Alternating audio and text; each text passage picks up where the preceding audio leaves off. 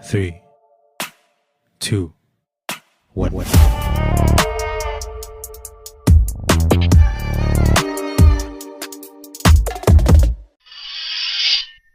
Africa become major importer of Indian weapons? It is exactly 1 year and a few months since India's defense companies proposed selling affordable weapons to African militaries to help fight terrorists. In April last year, various defense companies from India showcased domestically made helicopters, drones, and artillery at a gathering of army chiefs and officials from 31 African nations, as New Delhi, one of the world's largest arms importers, seeks to become a major exporter too. India's defense industry. India has been working diligently to increase its presence in the arms trade and compete with powerhouse nations like Russia and China. This ambition has seen India focus its efforts on selling its domestically produced weapons to African militaries, which are often unable to afford Western made equipment. India has already had some success in the sector and is now looking to build upon this as it hopes to become a major player in African arms deals. India has developed and manufactured a vast array of advanced and highly reliable weapons and defense systems, ranging from small arms to sophisticated aircraft.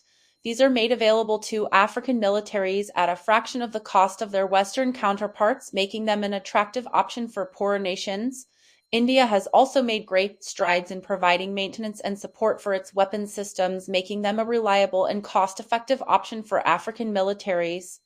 India is hoping to capitalize on its growing presence in Africa to not only sell more of its domestically produced hardware but also to gain access to new markets and further strengthen its global presence. India has already made strong inroads into the African arms market and is confident that, with the right strategies in place, it can become a major player in the sector and compete with Russia and China for arms deals. Despite the media frenzies at the time, however, there has been little to no progress regarding the venture.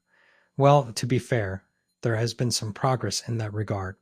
A few months after the promise of affordable weapons, Nigeria signed a $1 billion deal with India to boost its industry. The deal, which was signed with the managing arm of the military-industrial complex of the Indian government, will see the Defense Industries Corporation of Nigeria, DICON, become 40% self-sufficient in local manufacturing and production of defense equipment by 2027. The new deal will provide DICON with the funding and expertise it needs to modernize its facilities and produce a wider range of products. This includes everything from firearms and ammunition to armored vehicles and advanced communication systems. It will also help to create jobs and boost the Nigerian economy. For Nigeria, the deal is a good move because it bore fruit immediately as state-owned DICON resumed the production of arms and ammunition after years of suspension. 1 year on, no weapon sale. Besides that, there have been no actual weapons sales from India to any African recipient. Although Botswana started talks with India's state-owned Hindustan Aeronautics Limited, HAL, to acquire at least a squadron of its Tejas fighter planes to enhance its defense capabilities. However, the deal failed to materialize.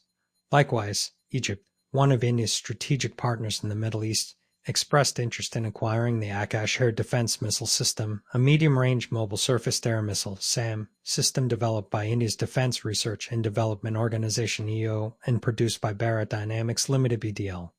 The Akash missile system can target aircraft up to 45 kilometers (28 miles) away and can neutralize aerial targets like fighter jets, cruise missiles, air-to-surface missiles, and ballistic missiles. It is in operational service with the Indian Army and the Indian Air Force. This deal too appears to have fallen through even though Egypt had hoped to replace the IRIS-D-SLM air defense system it paid to Germany, but was given to Ukraine in August. Egypt and India already have an existing robust defense cooperation, particularly in the area of military sales, training, and technical transfer of knowledge. The two countries have also been conducting joint exercises and port visits by their naval and air forces. It is not yet certain why the Egyptian Akash deal and Botswana JAS fell through. However, experts believe it may be connected to India's complex bureaucratic process in developing, fielding, and supplying weapons. The JAS debacle. India even tried to sell its JAS fighter jets to Nigeria after signing the $1 billion defense industry bill. Similarly, Nigeria rejected the aircraft. Nigeria is one of the largest and most populous countries in Africa with a GDP of $477 billion and a population of 214 million. It is also one of the most troubled countries in the continent. facing security threats from various sources such as the Islamist terrorist group Boko Haram, separatist movements, communal violence, and piracy. Nigeria's Air Force, which has a strength of about 15,000 personnel and 150 aircraft, is in dire need of modernization and expansion. According to the International Institute for Strategic Studies, Nigeria's Air Force inventory consists of mostly obsolete or aging platforms such as the Alpha Jet, the F-7, and several helicopters.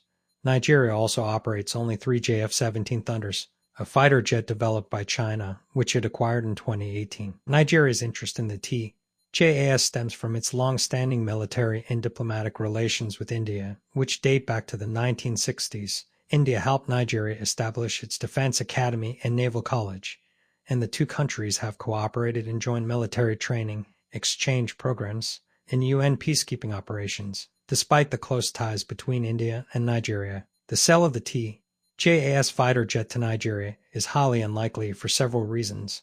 First, the TJAS are still unproven in combat and have not been fully operationalized by the Indian Air Force. The TJAS has faced several delays and technical issues in its development and has not yet achieved the final operational clearance (FOC) that certifies its readiness for combat. The TJAS is also yet to be equipped with some of the advanced weapons and systems that it is supposed to carry, such as the Beyond Visual Range Air-to-Air Missile (BVRAM) and the Active Electronically Scanned Array (ESA) radar. The TJAS has been offered to Botswana and Egypt, but both countries rejected it, despite HAL offering to set up production facilities in Egypt for the TJAS MNA. Egypt instead chose the KAF 50-50 Golden Eagle jet, while Botswana likely opted for the SAAB JAS 39 Gripen. HAL Chairman C.B. Anantha said regarding the business that the discussions with the potential buyers are progressing and that the company is opening offices in some overseas markets to facilitate the exports. Aritra Banerjee, military author and journalist covering defense and aerospace, agrees that India's defense procurement process does face bureaucratic hurdles, which can lead to delays. However, he opines that the complexities of international arms trade involve multiple factors beyond bureaucracy, such as extensive negotiations, regulatory approvals, customization of equipment, and establishing reliable after-sales support. Despite these obstacles, India remains committed to delivering on its promises. For instance, the significant deal with Nigeria demonstrates India's effectiveness in this market.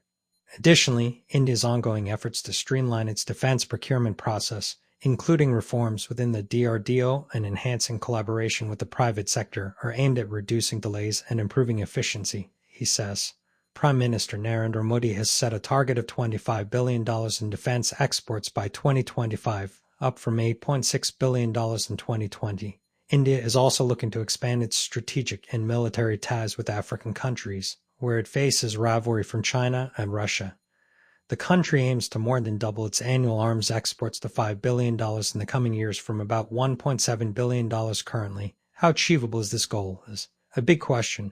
In August 2021, The Wire, an Indian publication, reported in a scathing indictment of India's defense acquisition procedures that the Indian Army's Chief of Staff General M.M. Naravane dubbed them overbearing and archaic, holding them responsible for collectively delaying material acquisitions and pausing military modernization. Speaking at a webinar on transformation imperatives for the Indian Army in the coming decades organized by the United Services Institution (USI) in New Delhi on August 3, the Indian Army chief said that the country's material acquisition procedures were hostage to the zero-error syndrome. For General Naravane, this embodied a complex and bureaucratic web of procurement regulations that interminably delayed material purchases as the concerned officials were ultra-cautious in vindicating their acquisition tasks. Coming from the Army chief, such criticism is, at the very least, surprising and, at its worst, gratuitous, as he occupies a position that wields considerable influence over the formulation of the MOD's procurement procedures and policies. Under Prime Minister Narendra Modi's leadership, the Indian government introduced ambitious and comprehensive proposals for military modernization.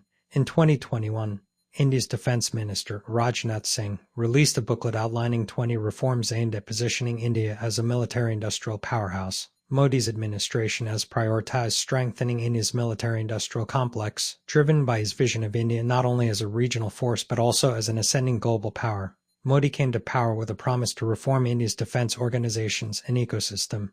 India has consistently held the title of the world's largest arms importer over the past decade.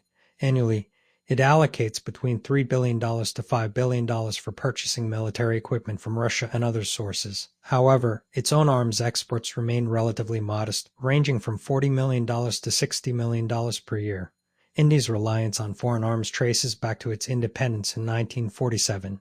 During this period, the country procured more than half of its defense equipment from its former colonial ruler, Britain, until around 1961, as military aid from the UK and the U.S.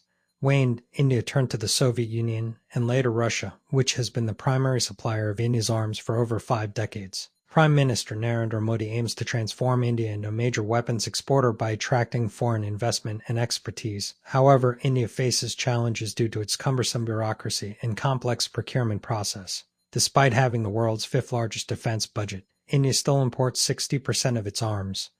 The Defense Research and Development Organization, EO, works on indigenous products, but frequent delays often result in outdated equipment upon production. An illustrative case is the Akash surface-to-air missile defense system. The DRDO spent nearly 3 decades developing these missiles, only to find that they lacked the latest tracking technology.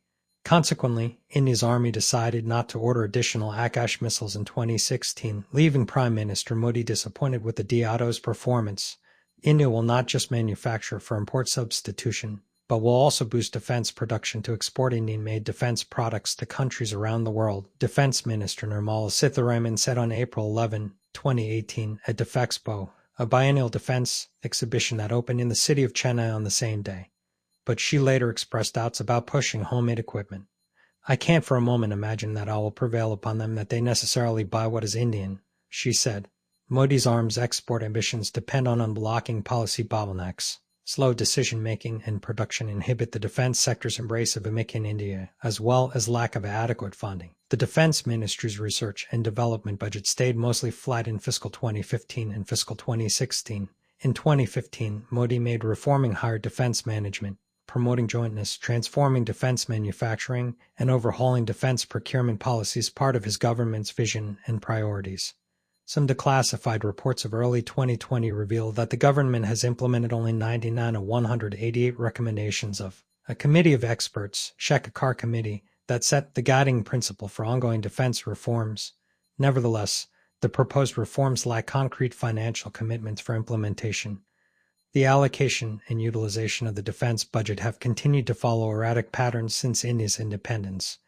These include uneven spending, prolonged political approvals, high rates of underutilization, and a lack of rigorous analysis regarding the objectives of the allocated defense funds. Notably, India's defense budget allocation remains significantly below the recommended 2.5 to 3% of the gross domestic product (GDP).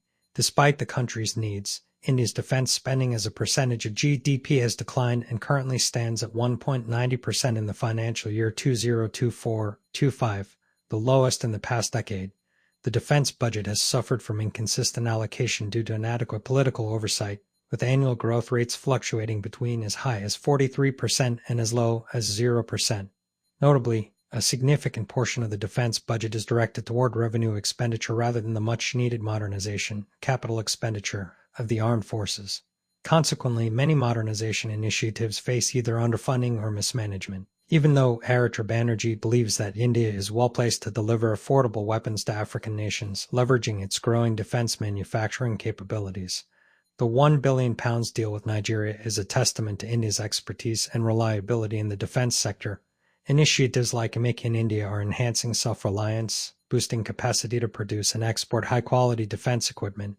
Recently, India achieved a significant milestone by becoming an exporter of sniper rifles for the first time, with SSS Defense, a Bengaluru-based firm, securing a contract to supply .338 Lapua Magnum caliber sniper rifles to a friendly nation. Furthermore, India's defense diplomacy has been strengthened by joint exercises with African countries, such as the India-Africa Field Training Exercise, IFX, showcasing India's capability to meet specific requirements and deliver high-quality weapons, making it an attractive partner for African militaries, he concluded.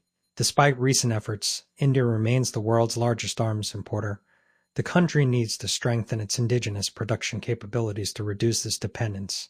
The defense sector requires continuous innovation and technological advancements. Enhancing R&D capabilities is crucial for developing cutting-edge weapons systems and technologies. India must invest in acquiring and developing advanced technologies to stay competitive globally. Bridging this technology gap is essential for achieving self-reliance. Also, and most importantly, coordination between the Ministry of Defense and the Ministry of Industrial Promotion needs improvement. Streamlining processes and clarifying roles can enhance efficiency.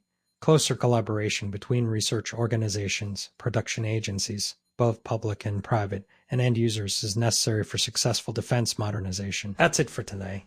Thank you so much for watching. See you in the next video. Till then, Jai Hind, Jai Bharat. 3, 2, 1.